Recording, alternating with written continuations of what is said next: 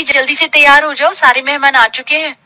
हाँ कविता, पर मुझे समझ नहीं आ रहा कौन सी ड्रेस पहनूं, तो मेरी थोड़ी हेल्प कर दो ना इन महंगी ड्रेस में से कोई एक ड्रेस चुनने में। भाभी मुझे तो आपकी सारी ड्रेस बहुत अच्छी लग रही, पर आप लहंगा डाल लो।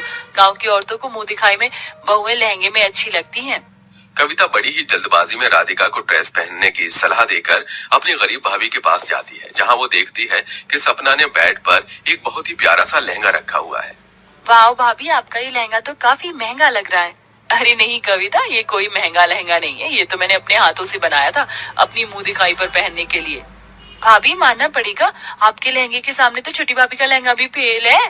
खैर, मैं यहाँ आपको ये बोलने के लिए आई थी कि जल्दी से तैयार हो जाओ, सब आ गए हैं। कविता अपनी दोनों भाभी को तैयार होने के लिए बोल देती है और नीचे चली जाती है। कुछ देर बाद उषा की दोनों बहुएं मुंह दिखाई के लिए तैयार होकर घूंघट में नीचे आती है और घर आए मेहमान दोनों बहुओं का लहंगा देख उषा से उनकी ड्रेस की तारीफ करने लगते हैं। अरे उषा, तू कह रही थी कि तेरी बड़ी बहू गरीब घर से है, पर तेरी गरीब बहू ने तो इतना महंगा लहंगा पहना है, इसके लहंगे के सामने तो तेरी अमीर बहू का लहंगा फीका पड़ गया। आखिर इस गरीब के पास इतना महंगा लहंगा आया कहाँ से? इसका लहंगा तो सच में मेरे लहंगे से काफी अच्छा है।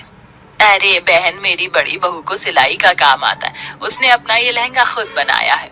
अरे वाह, खुद से इतना प्यारा लहंगा बना दिया। बड़ी बहू, मेरी तो नजर ही नहीं हट रही तुम्हारे इस लहंगे से। देख लो छोटी बहू, और कुछ सीख लो अपनी जेठानी से। भले ही गरीब है, पर उसने अपने माँ बाप के पैसे बर्बाद नहीं होने दिए। इस तरह घर आए सभी मेहमान एक एक करके दोनों बहुओं का मुंह देखते हैं और उन्हें शगुन देकर वहां से चले जाते हैं।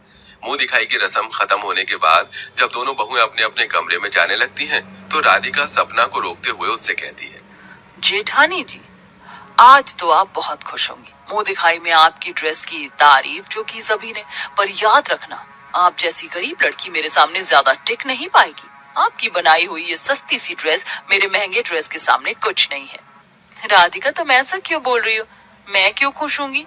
और रही कपड़े की तारीफ की बात, तो मेरे कपड़े की तारीफ हो या तुम्हारे कपड़े की, रस्म तो मुंह दिखाई की थी ना।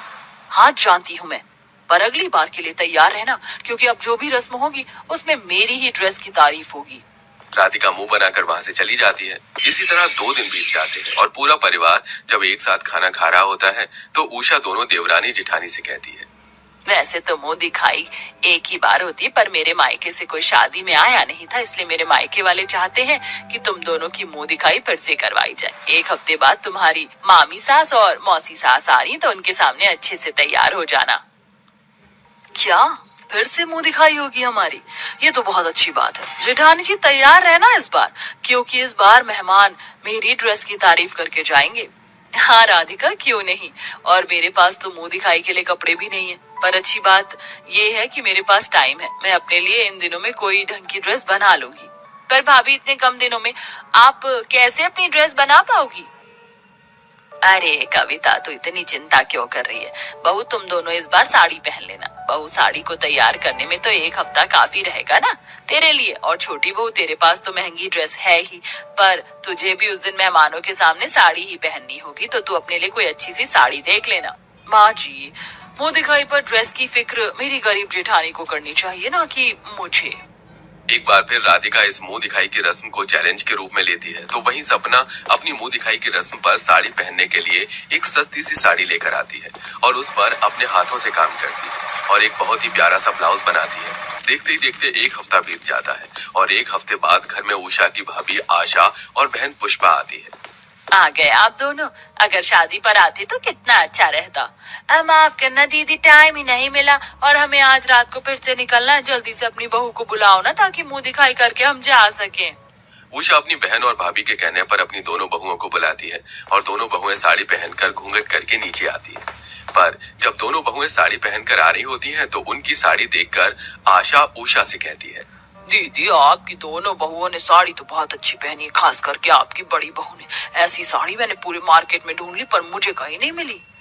मामी, आपको ये साड़ी मिलेगी भी कैसे? ये साड़ी भाभी ने खुद अपने हाथों से जो डिजाइन करी है।